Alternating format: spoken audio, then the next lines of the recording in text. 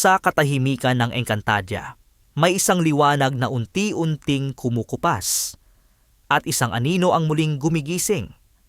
Si Mitena, minsang nang naligaw sa kadiliman at ngayoy muling kumikirot ang sugat na matagal nang nakabaon sa kanyang puso.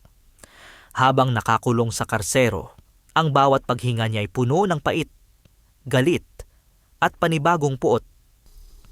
Tila ba ang kadilimang minsan nang lumamon sa kanya ay bumabalik para muli siyang angkinin. At sa bawat pag-iling ng mga tanikala, parang may ibinubulong ang mundo. Ang mata ng Encantadia muling magbabago. Hindi simpleng galit ang nasa dibdib ni Mitena.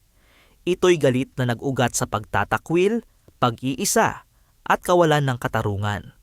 Sa tuwing naiisip niya ang mga diwata, ang mga nagkulong sa kanya, ang mga hindi naniwala, ang mga nagtakdang siya ay maging panganib, mas lalo siyang lumalalim sa dilim. At kapag ang isang dating mata ay muling nagdilim, hindi ito basta pagbabanta. Ito ay propesiya ng kaguluhan. Analysis. Mitena is emotionally unstable.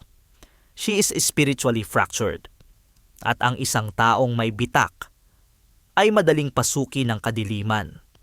Encantadia faces a growing threat, one that once held the power to see through the future. Kung si Mitena ay bumabalik sa kadiliman, kailangan ng Encantadia ang bagong mata. Ang mata ay hindi lamang tagapagmasid. Siya ang tagapagtimbang ng mga pangyayari. Siya ang gabay ng mga kaharian. At siya ang nakakakita ng hindi kayang abutin ng pangkaraniwang diwata. Ngunit ngayong ang dating mata ay bumabalik sa dilim, ang Encantadia ay bulag. Walang gabay.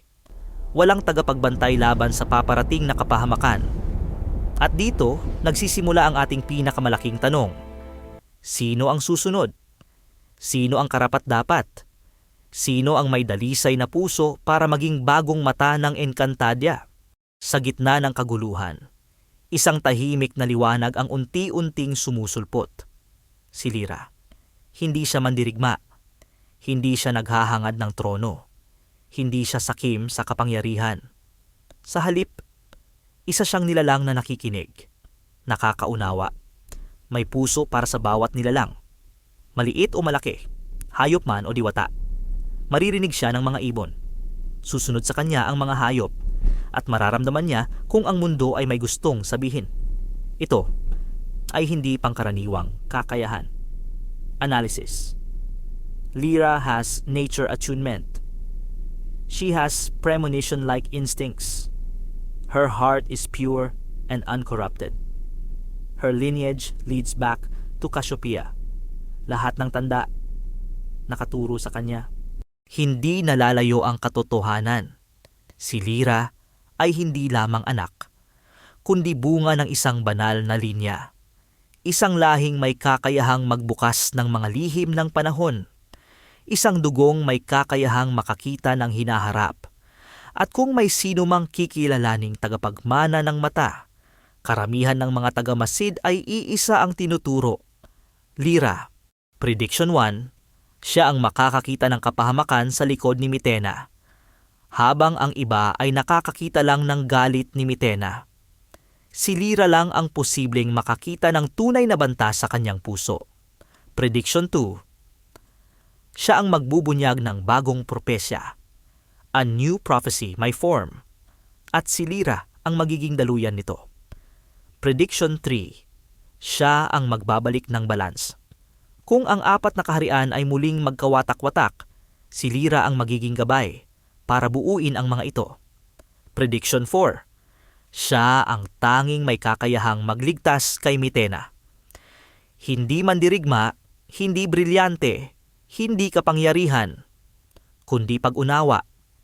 At iyon ang meron si Lyra na walang iba. Sa gitna ng dilim na muling bumabalot kay Mitena at ng panganib na unti-unting sumusulpot sa bawat sulok ng Encantadia, may isang liwanag na unti-unting nagigising. Hindi brilyante, hindi bathala, Isang batang diwata na may pusong dalisay at kaluluwang kayang makakita ng hinaharap.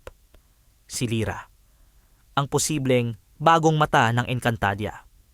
Kaya mga Encantadik, sang-ayon ba kayo na si Lyra ang next mata? O may iba pa kayong nakikitang kandidatong mas karapat-dapat?